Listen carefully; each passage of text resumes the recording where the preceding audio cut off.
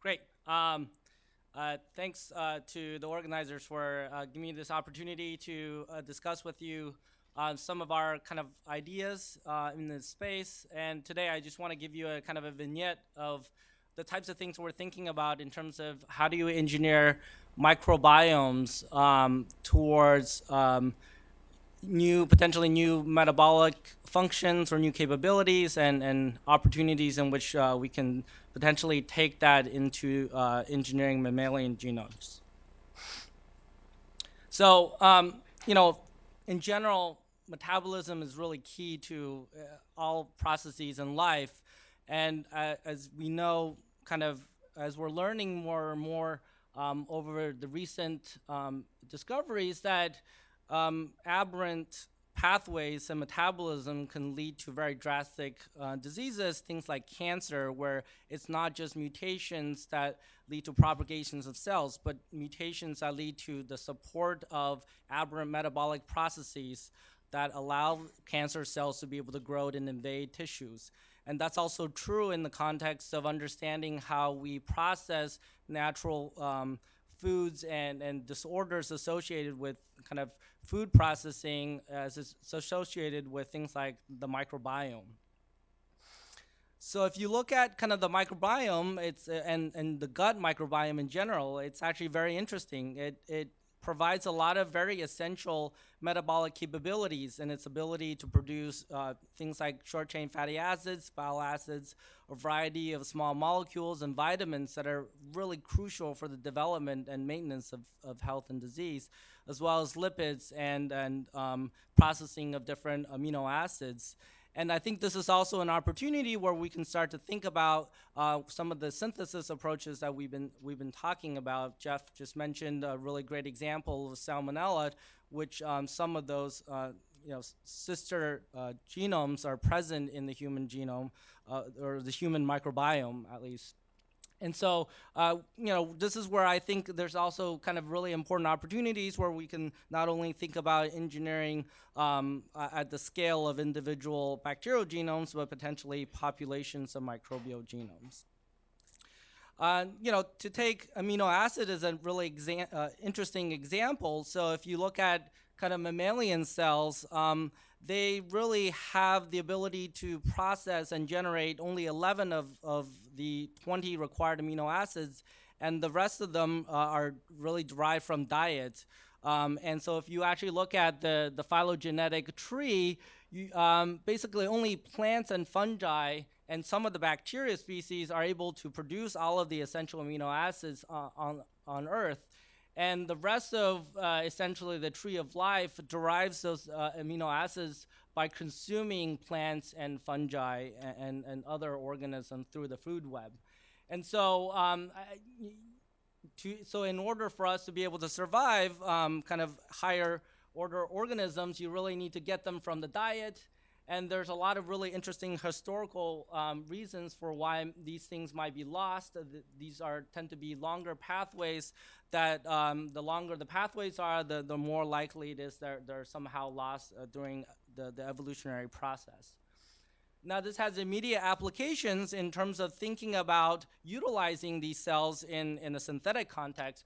So, for example, if you want to grow human or various mammalian cells in a dish, you need to supply these essential metabolites, things like vitamins and amino acids. But in addition, you also need to supply other more complex substrates, things that are derived from things like serum, right? So essentially, all of the media are derived from some form of serum that comes from an animal. And this is potentially challenging and an important opportunity where we can start to think about some of these aspects where synthesis could help. But if you look at kind of bacteria, it's very interesting. They can basically survive off of very simple carbon sources and basically some elemental building blocks, and they produce a variety of different genotypes and phenotypes. And I think bacteria is a really interesting opportunity to start to model some of these things, because you can actually create the auxotrophic phenotypes that we see in higher eukaryotes by essentially removing some of the genes associated, for example, with amino acid biosynthesis, such that they're no longer able to grow. but when you put them together in some synthetic context, they're able to survive. And this actually quite nicely recapitulates some of the things that you probably are seeing in your gut microbiota. So if you look at kind of metabolic exchange, there's kind of good ways in which we've systematically been exploring the how these bacteria cross-feed with one another. You can use that as a basis to start to model metabolic exchange in the microbial context, both analytically as well as experimentally. We've had a really fun collaboration with economists to talk about this in the context of what, of maybe microbial markets, right? So basically how microbes exchange metabolites are very similar, at least in principle and conceptually, as that of economic markets. And so we made good analogies and frameworks to start to study those things. And not only do microbes exchange metabolites, but they also exchange DNA. As Jeff had just alluded to, they're trying to, block the exchange of DNA. But I think this is also an opportunity where we can potentially exploit this for some of the metabolic engineering processes. For example, in this example, it's quite interesting that essentially there's been a process by which ocean bacteria transfer genes associated with the processing of seaweed into the gut microbiota of individuals, and in this case, in Japanese populations where they consume an abundance amount of these types of foods to benefit the host, right? And I think this is a kind of an elegant example of nature's ability to reprogram the microbiota. And so in our lab, we've been thinking about these opportunities, what I call mobiotics, where you can start to do gene therapy on whole microbial communities by introducing strains that could introduce specific pathways and genes that can propagate within this community in a natural kind of environment. I won't have too much time to show you, but this is just to show that we've done some of these experiments in animals and in mice, and we can see that we can transfer genetic material directly into those native microbiota in the mice, and they propagate over long periods of time.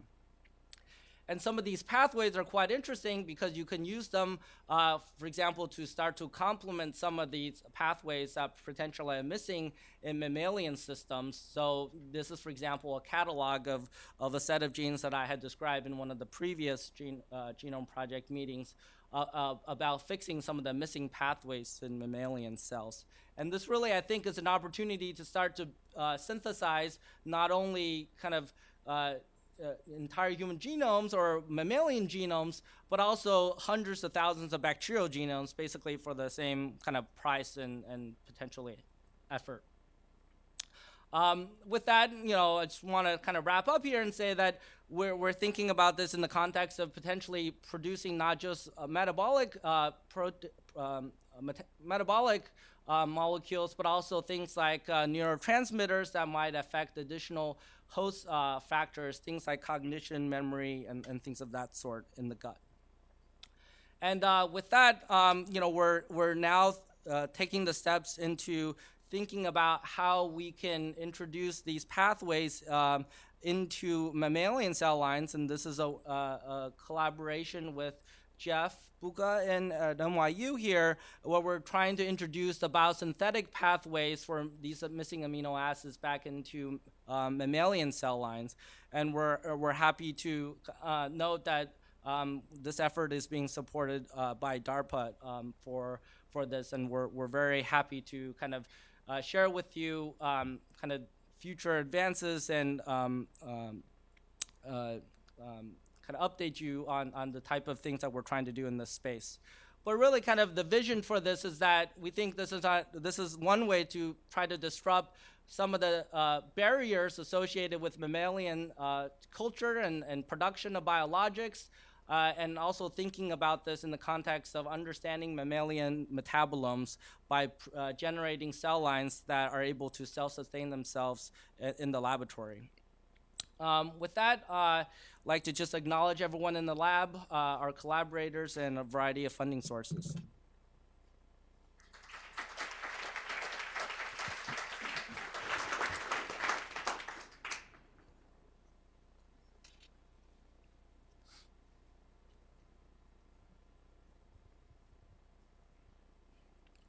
stunned into silence. So, Yes. So which amino acids can the mammalian cells now? Which amino acids can the mammalian cells now make? We're just starting those experiments, and so we'll let you know. Okay, okay, and I guess this means you have to hand make the media. Right. Yeah. So I think that's the really kind of where things. That's the starting point. We know that in the dropout medias they don't grow. So that's the clear control. And so the question is, if you add in these pathways, do they do they start growing? And so. Okay, I think we're gonna wrap up here. Thanks.